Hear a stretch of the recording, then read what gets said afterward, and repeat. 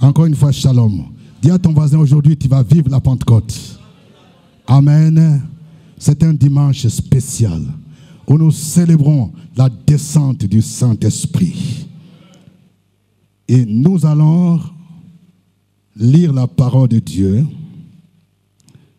dans Ézéchiel chapitre 37. Ézéchiel 37, 9 à 10. Ézéchiel 37, 9 à 10.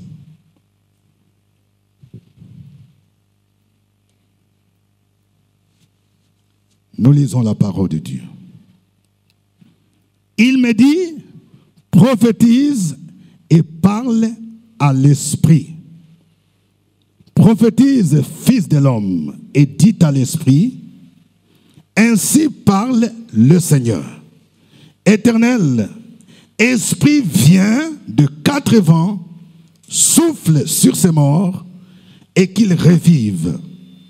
Je prophétisais selon l'ordre qu'il m'avait donné. Et l'esprit entra en eux, et ils reprirent vie. Et ils s'étinrent sur leurs pieds. C'était une armée nombreuse, très nombreuse. Amen. Le thème de mon message, c'est Esprit souffle sur ces morts. Esprit souffle sur ces morts. Nous voyons dans ce passage que Ézéchiel a reçu l'ordre de prophétiser sur les ossements desséchés. Parce que Dieu l'a transporté dans une vallée qui était pleine d'ossements. Et ces ossements devraient reprendre vie. Et il lui a dit d'invoquer l'Esprit de Dieu. Il dit, Esprit vient et souffle sur ces morts. Ce matin, nous allons vivre la puissance du vent du Saint-Esprit. Il y a des moments où notre vie chrétienne ressemble à des personnes qui sont mortes. Tu n'as plus envie de prier. Tu n'arrives même plus à jeûner. Tu n'arrives même plus à parler de Jésus-Christ. Lorsque tu veux prier, tu commences à dormir. Lorsque tu veux lire la Bible, tu dors. Tu ressembles à un mort. Et ce matin, le Seigneur dit, il vient envoyer son esprit pour souffler sur les morts. Les morts sont des personnes qui ne connaissent pas encore Jésus et ils ont besoin de Jésus. L'apôtre Paul va dire, vous étiez morts par vos offenses, par l'incirconcision de votre chair. Mais il vous a rendu à la vie en vous faisant grâce de vos offenses. Mais les morts, c'est aussi les chrétiens qui est faible, les chrétiens qui vivent encore dans le péché, les chrétiens qui vivent encore comme un homme du monde. Et nous avons besoin que l'Esprit de Dieu souffle. Pour que l'Église connaisse la présence divine, pour que l'Église connaisse la puissance divine, il faut que l'Esprit souffle pour que nous puissions reprendre vie. L'Église est née le jour de la Pentecôte. Sans la Pentecôte, il n'y a pas d'Église. Sans la Pentecôte, nous ne pouvons pas vivre la vie chrétienne. Parce que la vie chrétienne normale, la vie chrétienne victorieuse, c'est vie par la puissance du Saint-Esprit. D'ailleurs, la nouvelle naissance, c'est une opération que le Saint-Esprit produit. Quand nous étions morts sans Jésus, quand nous avons accepté Jésus, c'est le Saint-Esprit qui est venu en nous. Il nous a ressuscités, nous étions des morts spirituels et il nous a communiqué la vie éternelle. C'est ce qu'on appelle la nouvelle naissance. Ce matin, nous allons voir trois points essentiels. Nous allons d'abord voir ce que signifie le symbolisme du vent dans la Bible.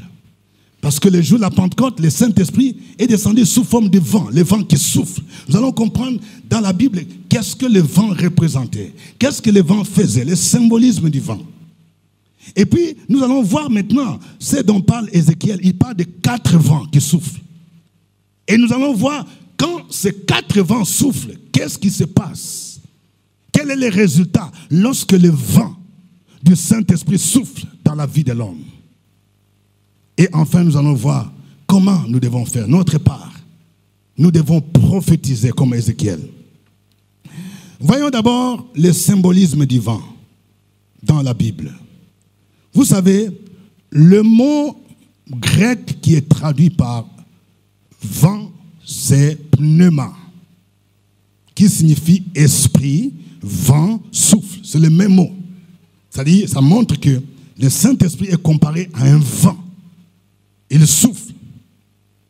C'est pourquoi les jours de la Pentecôte, la Bible nous dit que tous ensemble, ils étaient assemblés dans un lieu, dans la chambre haute. Je vous ai dit que la chambre haute, c'est-à-dire la vie de prière, précède la Pentecôte. Si l'Église veut vivre la visitation du Saint-Esprit comme les jours de la Pentecôte, il faut que nous soyons aguerris dans la prière. Et on dit, quand ils étaient ensemble dans le même lieu, en train de prier, on dit, il y avait un tout à coup. La Bible nous dit tout à coup. Quelqu'un dit tout à coup. C'est-à-dire, quand le Saint-Esprit agit, parfois il agit tout à coup. Tu ne peux pas lui résister. Et quelqu'un va vivre tout à coup. Dis à ton voisin, tu vas vivre un tout à coup ce matin. Tout à coup. On dit tout à coup, il y avait un bruit comme celui d'un vent. Le vent est venu. Un tout à coup. Il va te saisir. Quand le tout à coup de Dieu là, il y a la guérison, il y a les miracles, il y a la délivrance, il y a les parler en langue. Parce que le vent va souffler. Quelqu'un va vivre le tout à coup. Quelqu'un dit tout à coup. On dit, il y a un vent impétueux, c'est-à-dire un vent puissant, un vent violent. Aucune force satanique ne peut résister à ce vent quand le vent du Saint-Esprit souffle. La sorcellerie, l'envoûtement ne peut pas résister quand le vent du Saint-Esprit souffle. Quand Jésus parlait à Nicodème, il va dire, le vent souffle, vous ne savez ni d'où il vient, ni où il va, mais vous entendrez le bruit. Il en est ainsi de celui qui est né de nouveau. Il voulait montrer le symbolisme du Saint-Esprit sous forme du vent. En fait, nous allons voir dans l'Ancien Testament, on nous parle de 4 types de vents. Et nous allons voir ce que ces vents faisaient pour comprendre ce que le Saint-Esprit fait. On nous parle de vent d'Orient. Quelqu'un dit vent d'Orient. Et puis il y a les vents d'Occident. Quelqu'un dit vent d'Occident. On nous parle de vent de midi. Quelqu'un dit vent de midi. Et puis il y a les vents du Nord. Vous savez, tout ce qui est dans la Bible, c'est pour nous instruire. Nous allons d'abord voir qu'est-ce que le vent d'Orient faisait. Quand Dieu voulait faire quelque chose, la Bible dit qu'il soufflait les vents. Mais chaque vent avait son rôle. On va d'abord voir ce que le vent d'Orient faisait. Exode 14, verset 21. Exode 14, 21. Moïse étendit sa main sur la mer et l'Éternel refoula la mer par un vent d'Orient. Quelqu'un dit par un vent d'Orient. On dit un vent d'Orient qui souffla avec impétuosité toute la nuit. Il mit la mer à sec et les eaux se fendirent. Les enfants d'Israël entrèrent au milieu de la mer à sec et les eaux formaient comme une muraille à l'air droite et à l'air gauche. Vous voyez, le vent d'Orient, c'est un vent qui refoule les obstacles. Les obstacles qui sont devant ta destinée. La mer Rouge était comme un obstacle pour empêcher les enfants d'Israël de progresser dans leur destinée à Canaan. Et pour refouler ces eaux qui étaient comme un obstacle, la Bible nous dit que Dieu souffla le vent d'Orient. C'est un vent puissant. C'est de cette manière que le Saint-Esprit fait pour refouler les obstacles. On dit il souffla le vent d'Orient et les eaux de la mer se fendirent en deux. À telle enseigne que les enfants d'Israël, ils pouvaient maintenant entrer dans la mer, ils pouvaient traverser la mer Rouge à sec. Je suis en train de dire à quelqu'un ce matin, le vent d'Orient va souffler dans ta vie pour refouler les obstacles à ta destinée, les obstacles à ton ministère, les obstacles à ta bénédiction, les obstacles à ton mariage. Le vent d'Orient va souffler et ces obstacles vont reculer comme la mer Rouge a reculé. Le vent d'Orient apporte aussi les jugements contre nos ennemis. Quand Dieu voulait juger les ennemis d'Israël, il soufflait les vents d'Orient. Non seulement que ce vent refoule les obstacles, mais ce vent est là pour souffler, pour exercer un jugement sur les ennemis de Dieu. Et c'est ce qu'il a fait avec les Égyptiens. Lorsque Pharaon voulait s'entêter, Moïse est parti dire à Pharaon de laisser les enfants d'Israël afin qu'ils aillent servir le Seigneur. Pharaon, il s'est entêté. L'une des choses que le Seigneur a fait, c'est quoi? Parmi les fléaux, la Bible dit qu'il a soufflé un vent Et ce vent a apporté des sauterelles. Ces sauterelles se sont répandues sur tout l'Égypte. Les sauterelles ont commencé à consumer tout ce qui était comme récolte, tout ce qui était comme économie. C'était une façon de punir Pharaon. Et lorsque Pharaon a vu ça, il a demandé pardon. Je vais dire à quelqu'un, ton Pharaon là, qui résiste, qui ne veut pas te laisser partir. Aujourd'hui, il y a un vent qui va souffler. Un vent qui va souffler contre lui. Il va demander pardon. Il va dire, tu n'as qu'à partir. Il va dire, tu n'as qu'à partir. Tu n'as qu'à partir. Il faut que ton concours marche. Il faut que tes études marchent. Il faut que ton examen marche. Il faut que ton mariage marche. Exode 10, 13 à 14. Exode 10, 13 à 14. La Bible nous dit, Moïse étendit sa verge sur le pays d'Égypte, et l'Éternel fit souffler un vent d'Orient sur le pays toute cette journée et toute la nuit. Quand ce fut le matin, le vent d'Orient avait apporté les sauterelles. Les sauterelles montèrent sur le pays d'Égypte et se posèrent dans toute l'étendue de l'Égypte. Elles étaient en si grande quantité qu'il n'y avait jamais eu et qu'il n'y aura jamais rien de semblable. Les vents d'Orient punissent nos ennemis. Ces vents aussi chassent nos ennemis. Ceux qui viennent pour te combattre. Les vents d'Orient, quand le Seigneur voit qu'il y a des gens qui viennent se liguer contre toi, ils viennent s'assembler contre toi, le Seigneur va souffler ces vents pour se disperser, pour les disperser. Le psaume 48. Le psaume 48, versets 7 à 8. Psaume 48, versets 7 à 8.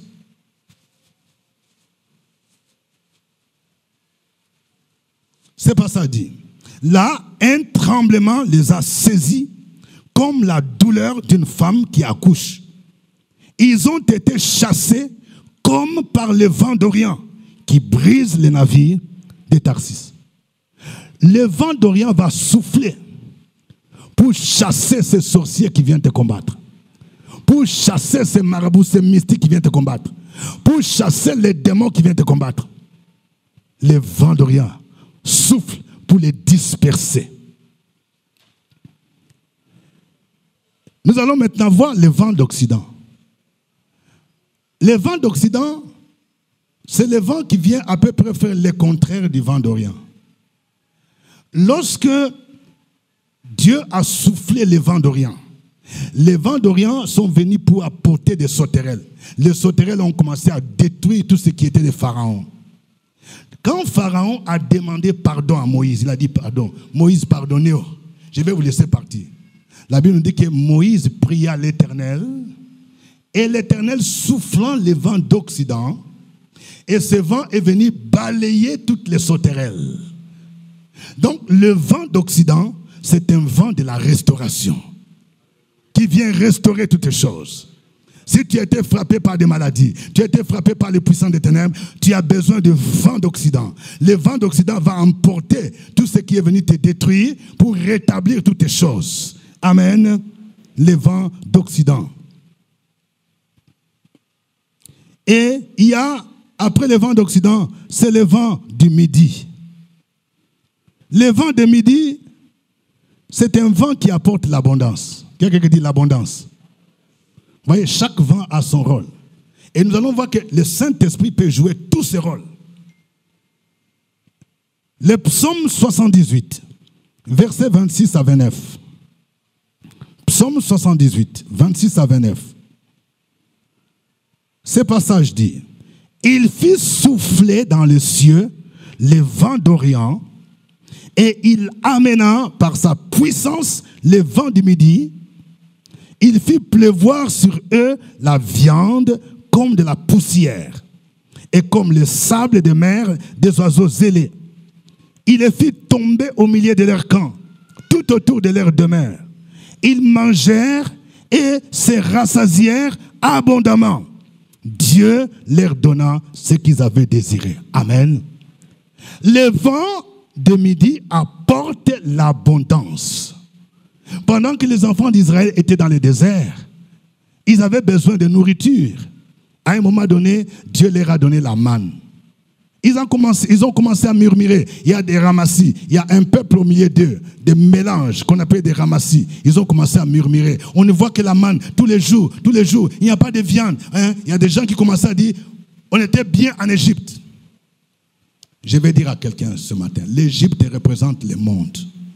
Tu ne dois pas retourner dans le monde à cause des concombres. Vous savez, les enfants d'Israël ont commencé à dire, en Égypte, on mangeait de l'ail, on mangeait des concombres, on mangeait de l'oignon. Concombre, ça coûte combien? Demande à ton voisin, concombre, ça coûte combien? Et 100 francs. Vous voyez, l'argent là, les gens qui vendent leur corps pour la prostitution, on m'a donné 20 000 francs. Je vous ai dit une fois, dans mon bureau, j'ai reçu une jeune fille là, qui est venue avec une petite jupette comme ça. Pasteur, ça ne va plus. Abidjan est devenu dur. Vraiment, avant là, à mes clients, je demandais 10 000 francs. Vraiment, comme c'est dur là, maintenant je demande 5 000 francs. Je lui dis, tu vas quoi? Tu vas piment ou bien quoi? Non, les gens qui sortent avec moi. Donc c'est ça, client. Vous voyez, quelqu'un qui peut vendre son corps pour 10 000 francs, même si c'était 100 000 francs, ça vaut quoi? La Bible dit, quand tu es en Jésus, ton corps est le temple du Saint-Esprit. Nous avons du prix à nos yeux. Ne retourne pas en Égypte à cause de ça. Va retourner en Égypte. Mes clients, sur 5 000 francs, pour 10 000 francs. Quelqu'un dit, ce n'est pas sérieux. Donc, il y a ceux qui voulaient retourner en Égypte, dans le monde, à cause de ça. Aujourd'hui, il y a des gens qui adhèrent dans les mouvements de PD à cause de l'argent. Ce n'est pas normal qu'on retourne dans le monde à cause de cela. La Bible nous dit, si quelqu'un est en Christ, il est une nouvelle créature. Les choses anciennes sont comment? Passées. Toutes choses sont devenues nouvelles. Quand ils ont commencé à murmurer, on ne voit que la manne. Nous, on veut rentrer en Égypte. Le Seigneur, Moïse a prié. Il leur a dit, il y a un vent, il y a un Dieu qui est tout puissant. Ce Dieu-là s'appelle Jéhovah Jireh. Il est capable de pouvoir. Lorsque tu manques la viande, lorsque tu manques la tchéké, lorsque tu manques de quoi? Du riz. Prie ce Dieu-là. La Bible nous dit que l'Éternel souffla le vent de midi. Et quand ce vent de midi est venu, on dit qu'il y avait des cailles. Ça s'est répandu. Et ils ont eu à manger. Nous avons besoin de ce vent de midi. Lorsque tu es dans les besoins, tu n'as pas besoin d'aller voir les gens du monde. La Bible nous dit, et mon Dieu pourvoira à tous tes besoins selon ton salaire, selon le salaire de ton papa. Non, on dit selon sa richesse. Notre Dieu est riche. L'argent lui appartient. L'or lui appartient. Jésus a dit dans Jean 10, verset 10, le voleur ne vient que pour faire quoi? Dérober, égorger, détruire. Mais moi, je suis venu pour que mes brebis aient la vie, comment? En abondance. Le vent de midi souffle pour nous apporter l'abondance. Amen. Après le vent de midi, il y a le vent du nord. Le vent du nord va dans le même sens que le vent de midi. Mais ce vent-là, c'est le vent qui provoque la pluie. Quelqu'un dit la pluie. Ça dit, quand c'est la pluie, ça dit, c'est un degré élevé de bénédiction. Et ce matin, je prie pour que la pluie tombe sur toi maintenant au nom de Jésus. Que la pluie tombe dans ses affaires au nom de Jésus. Que la pluie tombe dans ta famille au nom de Jésus. Parce que les vents du nord provoquent la pluie. Proverbe 25, verset 23. Proverbe 25, 23.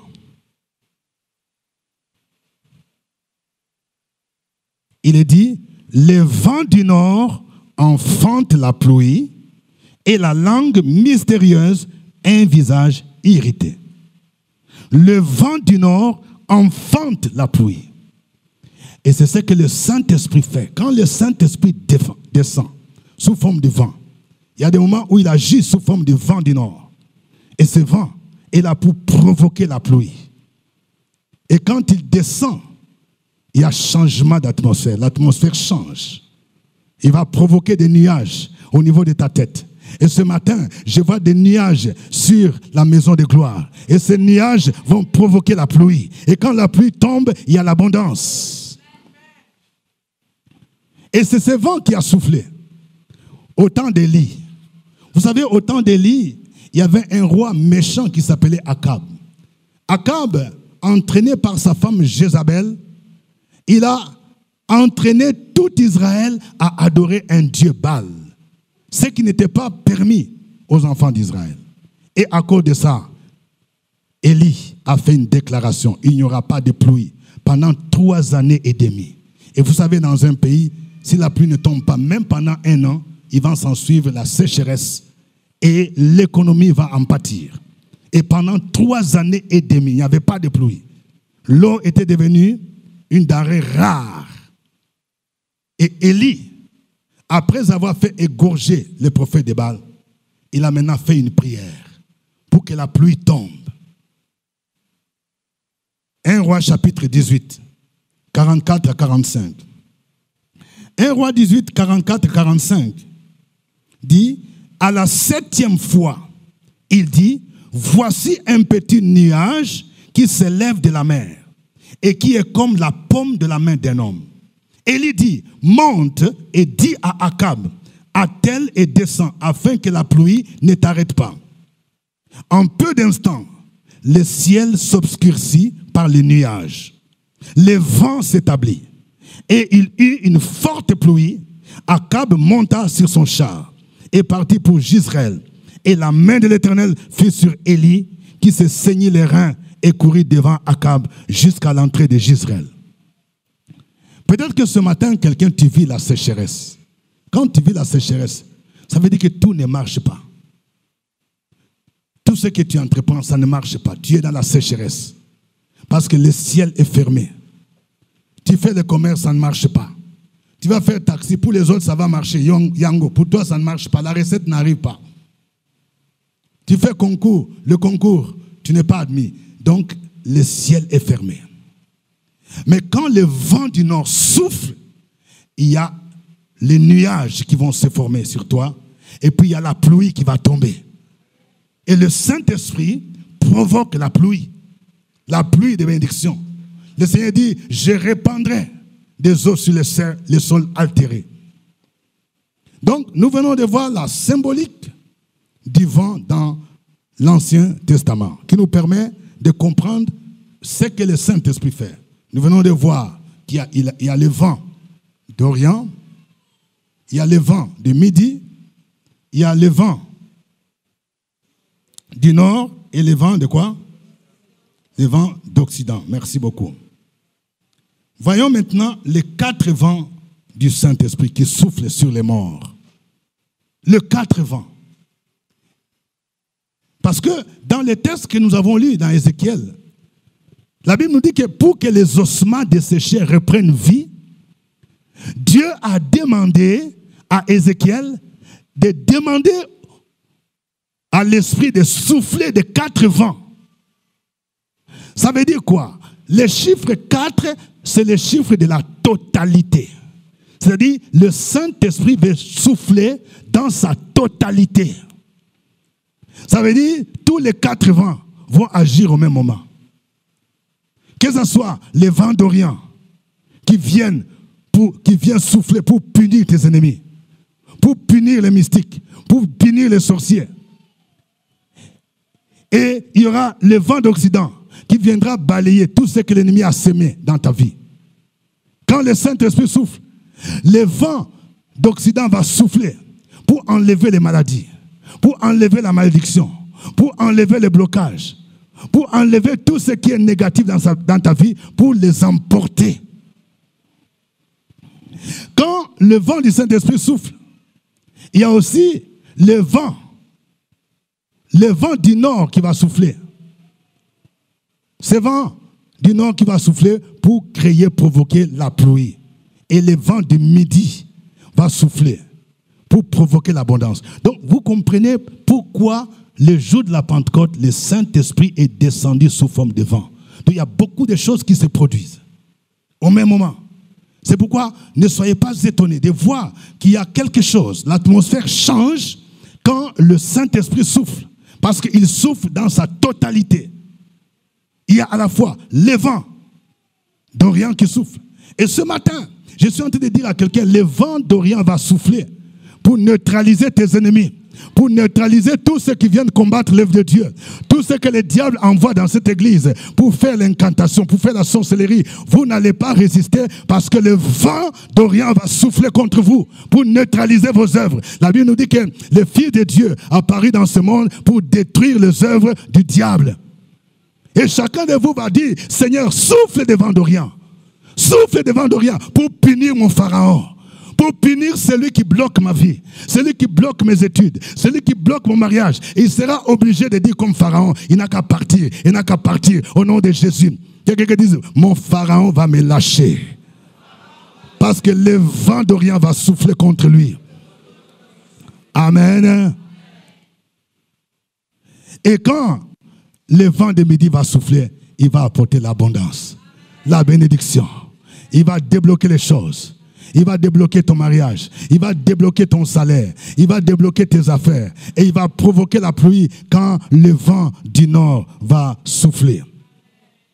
Regardez. La Bible nous dit, Dieu dit à Ézéchiel, demande à l'Esprit de souffler sur ces morts. Nous allons voir 3 résultats du vent du Saint-Esprit ici. Quand Ézéchiel a demandé aux 4 vents de souffler. 3 résultats. Quelqu'un dit 3 résultats. Premièrement, la Bible nous dit, l'Esprit entra en eux. Vous voyez? Il est dit, nous sommes dans Ézéchiel 37. Il est dit ici, au verset 10, j'ai prophétisé selon l'ordre qu'il m'avait donné, et l'Esprit entra en eux. Lorsque le vent du Saint-Esprit souffle, le Saint-Esprit vient pour entrer en toi. Le Saint-Esprit manifeste sa présence. Pour certains, cette présence peut se manifester par les dons spirituels. Certains peuvent parler en langue, d'autres peuvent prophétiser, parce que le Saint-Esprit entre en toi. Pour d'autres, ils vont ressentir la joie d'adorer le Seigneur, la joie de le servir. Donc, quand le vent souffle, on dit l'Esprit entra. Vous voyez, quelqu'un qui était mort, toi qui ne savais même pas comment prier, toi qui étais toujours timide, toi qui étais toujours adonné aux choses de ce monde, quand le Saint-Esprit, quand le vent souffle, quand l'Esprit entre en toi, il y aura un changement. Deuxième résultat, on dit, ils reprirent vie. Quelqu'un dit, ils reprirent vie. Quand le vent du Saint-Esprit souffle sur les morts, tu reprends vie. Ça veut dire quoi? Si tu vivais dans le péché, tu ne savais même plus comment prier, tu ne savais plus comment jeûner, tu avais perdu même le goût de venir à l'église. Quand le vent du Saint-Esprit va souffler, tu vas reprendre la vie. Tu vas quitter la vie de péché. Nous nous rappelons de l'histoire de l'enfant prodigue. Quand l'enfant prodigue a reçu sa part de bénédiction, de son héritage, il est parti dépenser dans la débauche. Mais quand il s'est repenti, son papa a dit, réjouissons-nous, parce que mon fils que vous voyez, il était mort. Aujourd'hui, il est revenu à la vie. Je parle à quelqu'un. Tu vis dans les péchés. Tu vis dans la masturbation. Tu vis dans les mensonges. Tu vis dans la haine. Tu vis dans toutes sortes de pratiques du monde. Tu es retourné même à la boisson, la cigarette. Tu ressembles à un mort. Quand Dieu t'a béni, l'argent que Dieu t'a donné, tu n'as même pas pensé à donner la dîme. Tu n'as même pas pensé à faire l'action de grâce. Tu es comme cet enfant prodigue. Il est parti, il était comme un mort. Il était comme un esclave. Chaque fois que tu vis dans les péchés, toi-même tu te plonges dans l'esclavage. C'est Satan qui domine sur toi. Mais quand le vent du Saint-Esprit souffle, après ta repentance, tu vas reprendre vie. Tu vas reprendre vie. Tu vas ressentir la joie d'adorer le Seigneur, la joie de prier. Tu vas reprendre l'évangélisation. Tu vas reprendre la vie de prière. On dit, ils reprirent vie. Troisième résultat du vent du Saint-Esprit. On dit, ils s'éteignirent sur leurs pieds. Ils s'éteignirent sur leurs pieds et c'était une armée nombreuse. Ça veut dire quoi? Ça veut dire, c'est un miracle. Vous vous rendez compte, quelqu'un qui était mort, c'était des squelettes. Et puis quand le vent a soufflé, l'esprit est entré en eux, et puis ils reprirent vie, et puis ils s'éteignent sur leurs pieds. Et on se rend compte que c'est une armée nombreuse. Je suis en train de parler à quelqu'un. Tu ignores que tu fais partie de l'armée de Dieu. Tu es quelqu'un que Dieu veut utiliser dans son œuvre. Mais le diable aussi t'a ciblé. Écoutez, ce que le Seigneur m'a appris, c'est quoi? Le diable sait détecter les gens que Dieu va utiliser dans son œuvre. C'est pourquoi il fait des réclamations. Si le diable a réclamé Pierre, c'est parce qu'il savait que Pierre allait prêcher les jours de la Pentecôte pour qu'il y ait 3000 âmes. C'est pourquoi un jour, Jésus a dit à Pierre, Pierre, Satan t'a réclamé. Il y a des gens parmi vous, le diable te réclame. Parce qu'on aurait voulu que tu sois communiant. On aurait voulu t'utiliser dans la sorcellerie. Peut-être que tes parents t'ont consacré depuis que tu étais enfant. Mais tu as eu la grâce de Dieu de connaître Jésus. Et Jésus veut maintenant t'utiliser pour libérer tes membres de famille, pour prêcher l'évangile. Alors, le diable te réclame. C'est ça les réclamations. Mais quand tu connais ta position en Jésus, tu vas refuser ces réclamations. Quelqu'un dit, je refuse. Je n'appartiens plus à Jésus-Christ. Ces esprits de famille qui te réclament, il faut leur dire, moi je suis racheté. Vous savez, quand on parle de racheter, c'est quoi? Regardez ce qui se passe. Quand vous allez au magasin, vous achetez par exemple une radio. Avant l'achat, la radio appartenait au vendeur. Mais quand tu as déboursé l'argent, on a fait les reçus. La radio t'appartient. Si le vendeur vient maintenant te poursuivre pour dire non, il faut me donner ma radio, tu vas lui produire quoi? Les reçus. J'ai acheté. Cette radio ne t'appartient plus. C'est ce qui se passe. Lorsque les esprits de famille te réclament, il faut leur dire, moi je ne vous appartiens plus. Je suis racheté. J'appartiens à celui qui a payé le prix de ma rançon. C'est Jésus de Nazareth. Amen. Donc, les ossements desséchés. Quand l'esprit souffle, on dit, ils s'éteint sur leurs pieds. Et il devrait une armée nombreuse. Quand je préparais ce message, le Seigneur m'a dit, à la maison de gloire, il y a beaucoup de gens qui font partie de l'armée de Dieu. Mais ils sont ignorants, ils sont distraits. Une armée nombreuse. Tu vis comme un mort. Tu ne t'intéresses pas à l'œuvre de Dieu. Ce qui t'intéresse, ce sont les choses du monde. Le Seigneur me charge de te dire, il faut quitter. Tu dois te réveiller. C'est pourquoi le vent du Saint-Esprit est là pour souffler, pour que tu sois conscient que tu fais partie de l'armée de Dieu. Tu es dangereux pour Satan. La Bible dit, ceux qui annoncent les bonnes nouvelles sont une grande armée. Les messagères des bonnes nouvelles sont une grande armée. Nous trouvons ça dans le psaume 68. Le psaume 68, versets 12 à 13. Le Seigneur dit une parole et les messagères des bonnes nouvelles sont une grande armée.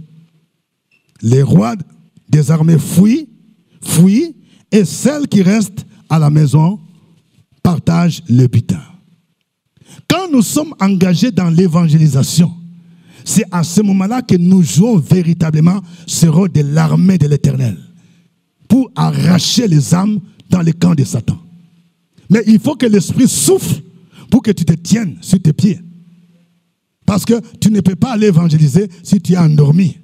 Il faut que tu te réveilles. Et nous avons besoin du vent du Saint-Esprit. Vous savez, quand on parle de la mère de Dieu, l'armée de Dieu, il y a deux types. Il y a l'armée invisible, il y a l'armée visible. L'armée invisible, ce sont des anges. L'armée visible, c'est nous les chrétiens.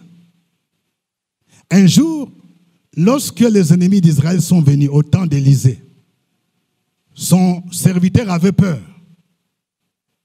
Il a dit, ils sont venus nombreux. Regarde l'armée des Syriens. Ils sont venus nous envahir. Élisée a dit, non, je vais prier pour que Dieu t'ouvre les yeux.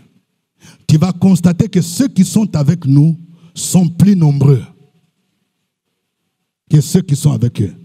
Et Élisée a prié. Dieu a ouvert les yeux. Et il a vu des chars. Pendant que nous prions ici, il y a des chars Dis à ton voisin, il y a des chars. Des chars qui entourent ta vie. Des chars qui entourent ta maison. Vous savez, il y a des gens qui ont des vigiles, des compagnies de sécurité. On marque, ne touchez pas, propriété privée. Si tu t'amuses de venir chez moi, tu vas voir propriété privée de Jésus de Nazareth. Tu t'amuses, l'ange Michel va te frapper. Alléluia. Dis à ton voisin, il ne faut pas t'amuser avec moi. Voilà, propriété privée. Il y a les anges qui sont là. Vous ne les voyez pas. La Bible dit, l'ange de l'Éternel campe autour de ceux qui les craignent. Il les arrache du danger. Donc, nous faisons partie de l'armée de Dieu. Pendant que nous nous combattons, il y a l'armée invisible qui entre en ligne. Quand l'Esprit souffle, il y a beaucoup de choses qui se passent. Mais pour terminer, quelle est notre part de responsabilité? Notre part, c'est que nous devons prophétiser. Quelqu'un dit, nous devons prophétiser. Pour que l'Esprit souffle, il fallait que Ézéchiel prophétise.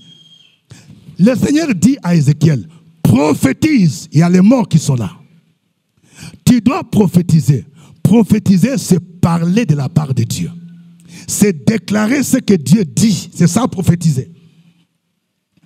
Quand tu ressembles aux morts, quand dans ta famille, les mariages sont bloqués, les gens ne se marient pas, la fécondité est bloquée, le travail est bloqué, les gens sont comme des morts. Le Seigneur te dit, il faut souffler, il faut prophétiser. Tu vas prophétiser, tu vas déclarer. Tu déclares que vous les morts, là, vous devez sortir au nom de Jésus.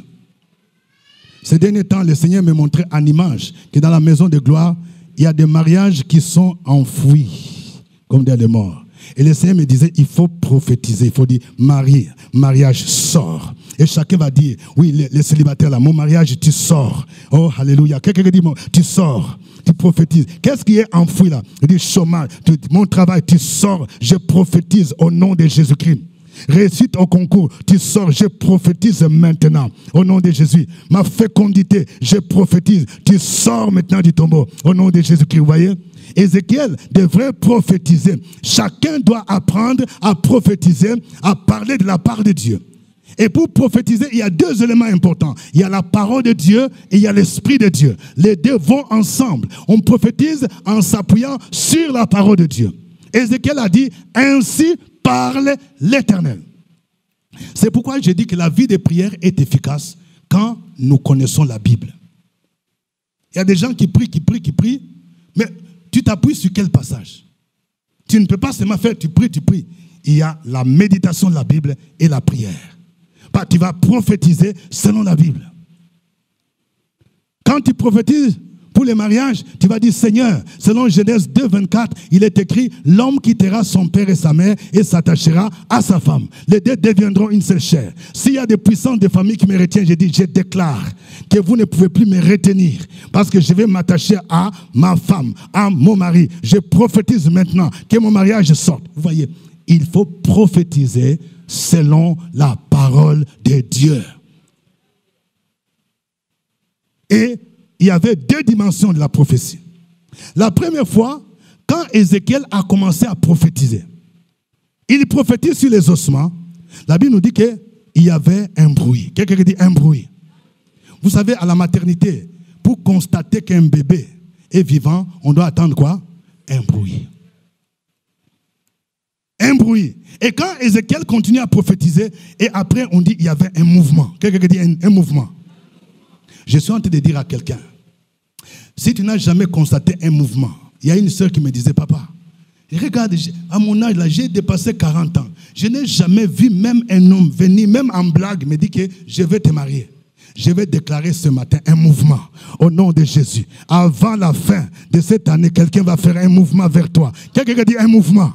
Un mouvement. Un mouvement. C'est-à-dire quelqu'un bouge. Là où les choses ne bougent pas, quelqu'un va faire un mouvement. Amen.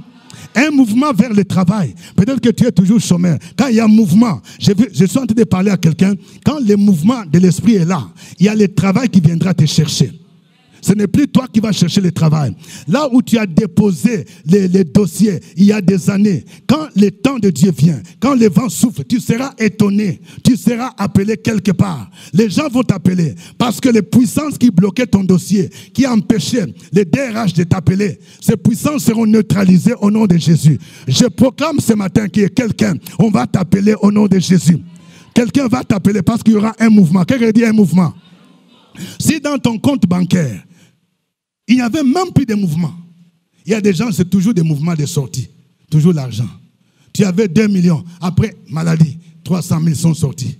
Après encore, 150 000 sont sortis. Il doit y avoir un mouvement dans l'autre sens. Quelqu'un dit un mouvement. Je suis en train de prophétiser un mouvement. Il y aura des entrées au nom de Jésus. Je suis en train de prophétiser dans la vie de quelqu'un avant la fin de ce mois qu'il y a un mouvement dans ton compte. Il y aura un virement dans ton compte. Un mouvement. Un mouvement. Tu vas prophétiser, tu dis Seigneur, qu'il y ait un mouvement. Quand Ézéchiel prophétisait, il a vu un mouvement. Quelqu'un dit un mouvement. Tu seras étonné de voir une connaissance ou un parent qui est en Europe, qui est aux États-Unis, peut-être un collègue. Il va penser à toi et il va t'appeler. Il dit, je vais faire Western Union, je vais faire Wave. Quelqu'un dit un mouvement. Je prophétise un mouvement dans ta vie. Quand le Saint-Esprit a soufflé, on dit, il y avait un mouvement. Et après, on dit, la chair commençait à croître. Vous voyez, la restauration se fait de manière progressive. Plus tu prophétises, on dit la chair. C'était d'abord des squelettes. Hein. Il y avait un bruit, il y avait un mouvement, et puis la chair commençait à croître. Après la chair, les nerfs. Ça, c'était la première phase. Mais on dit qu'il n'y avait pas encore en eux d'esprit. C'est pourquoi il fallait passer maintenant à la deuxième phase. La deuxième phase, il fallait maintenant appeler les 4 vents du Saint-Esprit. Et Ézéchiel a prophétisé. Il dit, Saint-Esprit souffle sur ces morts. Esprit vient, souffle dans sa totalité. Et quand les vents du Saint-Esprit soufflent, c'est pour parachever maintenant l'œuvre. Parce que les 4 vents vont souffler. Le vent d'Orient va souffler pour neutraliser tes ennemis. Le vent de midi va venir pour apporter quoi?